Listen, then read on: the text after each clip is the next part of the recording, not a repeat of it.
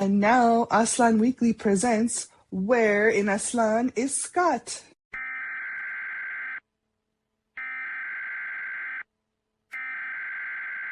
We interrupt this program for a special news bulletin.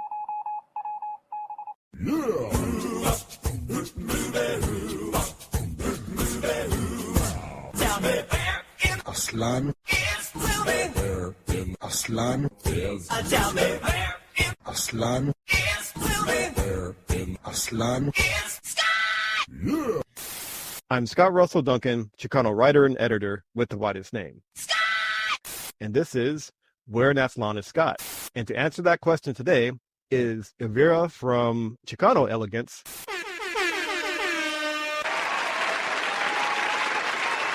And she's going to answer that question. Elvira, where in Aslan are you? I am in the San Fernando Valley, Los Angeles. I heard of that place.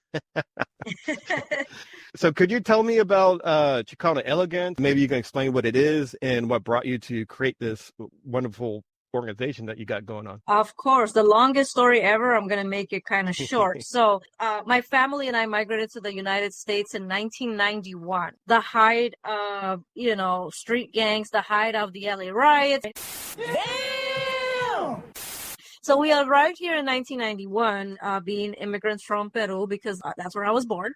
And we landed in the local project, Section 8. And that was a very culture shock, because I was always told that, the U.S. is this place that's like Disneyland and gold is everywhere. And then we're like, no, this is not, where's the gold? Like all we saw was graffiti, poverty, drugs. So I was like, okay, this is very third world. I'm used to this. I grew up in this. So, it's just in English. Big deal.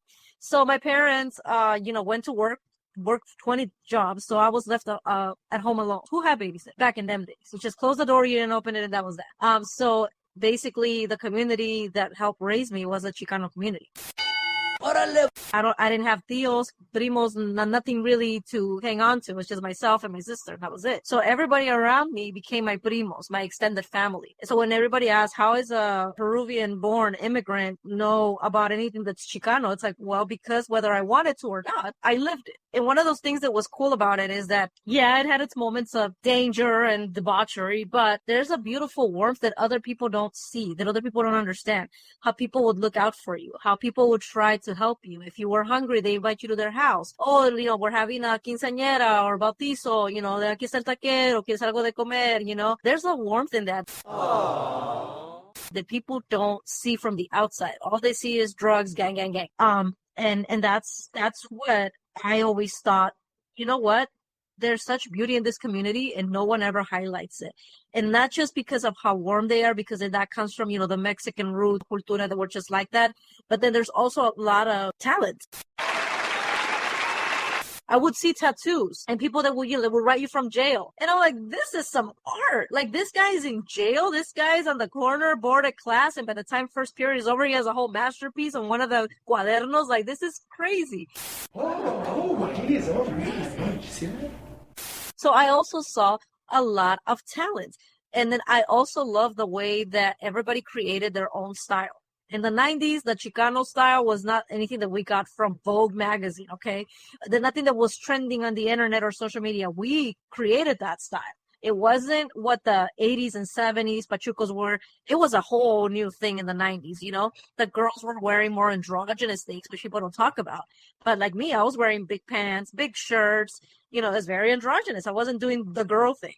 And so for me, once I grew up, I had a lot of thinking, and I was like, you know what, the way that I ended up in where I'm at, after high school, I wanted to become a designer like my father. He's a tailor. And I thought, you know what would be cool to see on the runways? Chicanos, Latinos, indigenous.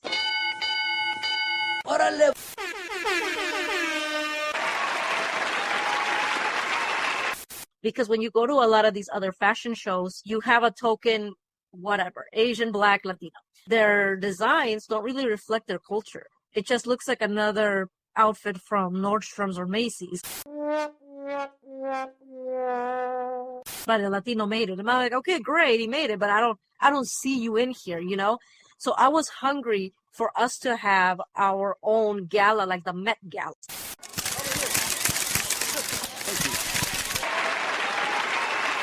But starring us. And I waited for a long time because, mind you, I started my fashion journey in 2001. The first gala was in 2023. That's 20-something years. Damn! If I didn't do it, I was like, dude, I'm going to die and I'm never going to see this realized. It's not going to happen. So I just got to do it myself. And once it happened, I was happy. I was ready to hang up my hat, call it a day. I did it. Yay, it was perfect. But what I didn't know is what it did for the community that was in attendance. I was getting calls and messages and all these things. When's the next one? I'm like, never. I'm done. But they said this did a lot for me because I did not just feel invited. I felt seen. I felt valued and I felt celebrated. And what the gala did, as soon as you walk in the room, like right now you have this guayabara on. You walk in the room, someone's going to want to take pictures of you and ask you, where did you get it? They're going to ask you, what do you do? They're going to ask you, where are you from? And these are all questions because they want to get to know you. And that's what happens at the gala. People are curious. They're excited. And so I was told nothing like that had ever been done before. And so we did that. The first one was in LA. Second one was in Hollywood. The last one was in the East Coast because Chicanos from the East Coast caught what we were doing.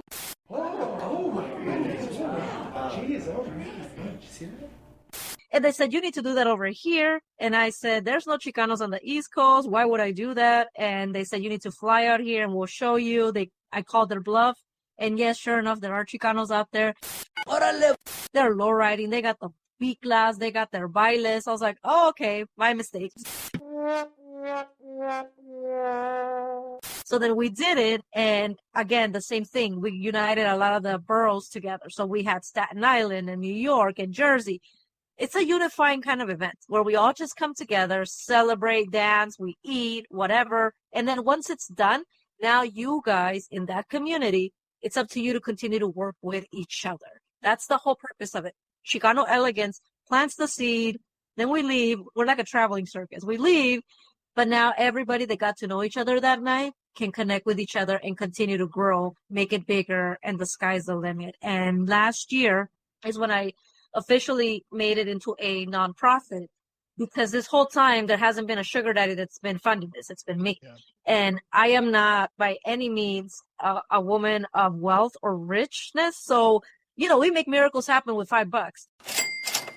Si no, ya valió. And that's how we went from the Chicano Elegance Gala, a one-night experiment, to now what's today the Chicano Elegance Foundation.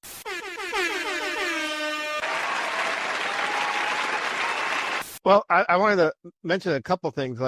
This is what here, like quote unquote, Aztlan is the interior third world, right? And of course, like Chicano's a culture, so I mean, you could be of any background and really be Chicano as well.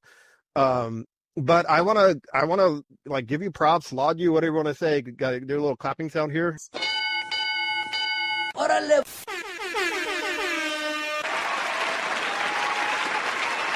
Because this is exactly what I've always advocated for, because I've experienced this in the writing world and everything, where they include us, but it's like as lesser beings or as paternalistic, or they want us to whitewash or get rid of ourselves, or they're exploiting our culture, or they are like the one society. Here at Chicano is deciding, and you're directly giving what we need. We need our own institution like Chicano Elegance, that is like directly feeding the people of the like notions of fashion, because we are fashionable, right? And I kind of want to ask you, we have a couple of things to get to. I want to ask you there. I mean, obviously I've always been very interested in the way Chicano culture is seen around the world, but you're actually I think you have this fashion from the actual community, you want to say core community. I think across the seas, how do you see the reaction from, like, you already went through our community a bit, but what about like from people outside the community?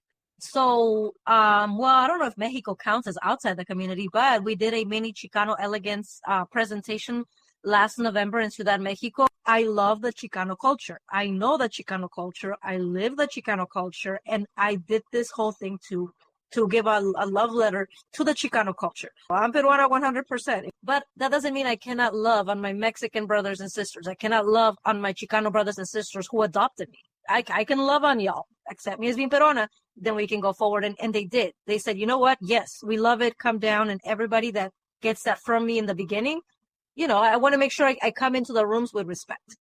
Before we ran out of time here, I mean, you also have done a book and a magazine. Maybe you can talk to us about the book and magazine really quickly. So the book is the last 3 years of the gala, and it's a coffee table picture book. And this is when you open it and look at all the beautiful imagery in there. That's what I want people to be inspired by. So you're going to see elders, you're going to see young people, you're going to see pachucos, you're going to see the homies. We are not just a monolith of, look, it's a Dickies and a Ben Davis. We are everything and then some. You have the LGBT community included in it because we're not excluding anybody.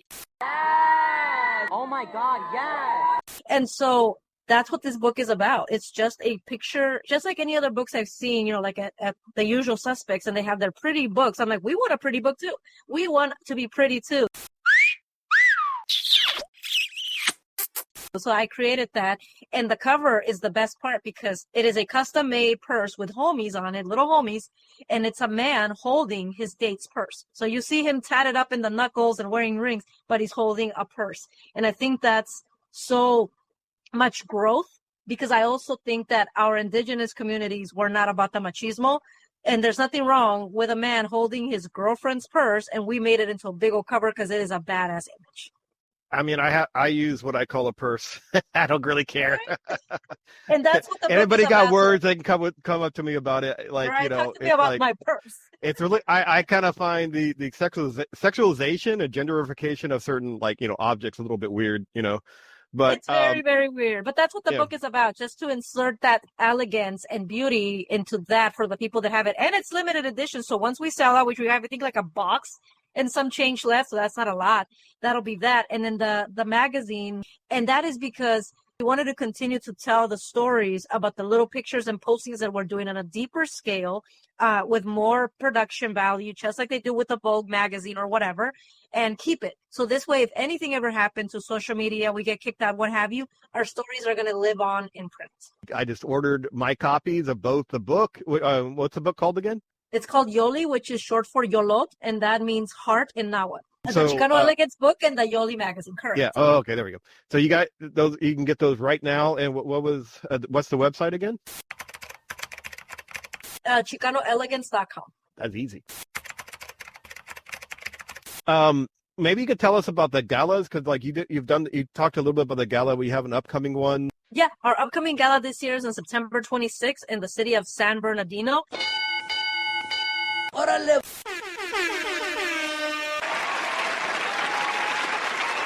And this time, why San Bernardino is because one thing about San Bernardino is that when people think about the city, myself included, homelessness, everybody's out of business, poor, crime, and people are just cracked out on the street. Damn! I'm sorry. So we want to change that, and let's talk instead about the artists, the designers, and the entrepreneurs in San Bernardino, plus their music scene in San Bernardino. So we're going to change the narrative and highlight all the beauty for one night in San Bernardino, September 26th, Chicano Elegance Gala. You always want to be present because a gala is like the other, and we shut it down. It's not like you walk in, you sit down, and you don't move. Absolutely not. That's very white. Our galas there's a dinner time, and after that, you're going to be looking at the galleries, tasting some wine, dancing, enjoying the fashion show, enjoying performances, and mingling. So it is not a sit down for 3 hours, boring. No, it is. You have to come and experience it. Oh, that sounds great. Other than the gala, what's any future plans for Chicano Elegance? I want to expand our team. I want to pay our writers. I want to pay our photographers. I can't do that out of my own pocket. That doesn't make sense. Even Jeff Bezos, who was the chair of the Met Gala, raise money for the Met Gala. He could easily write a check, but he doesn't do this. But you guys want me to do it? Oh, that don't make no sense. And we're not doing that. So if we want this to live, if we want it to expand, if you want to be part of it, please help us keep it going. One thing about our culture is I often they'll want to see half a second in the mainstream directed by somebody else where we're just standing there and we're not telling the story, if you know what I'm saying. But here we are, we got our own story, own culture, Chicano elegance that you're saying in fashion. We got to, our community's got to meet us halfway for Chicano elegance to have these wonderful galas and fashion shows.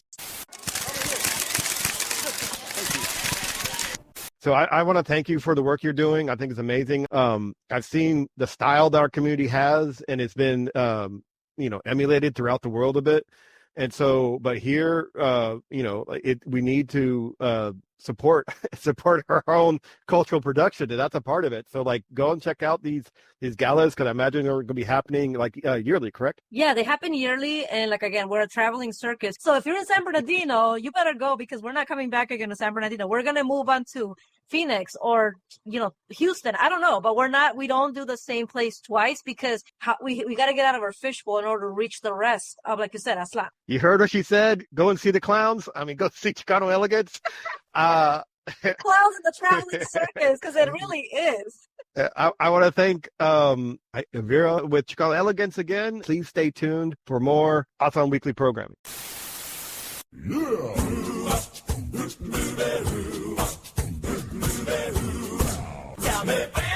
Aztlan. Where in Aztlan is Aztlan. Where in Aztlan is Now we return you to our regular scheduled program.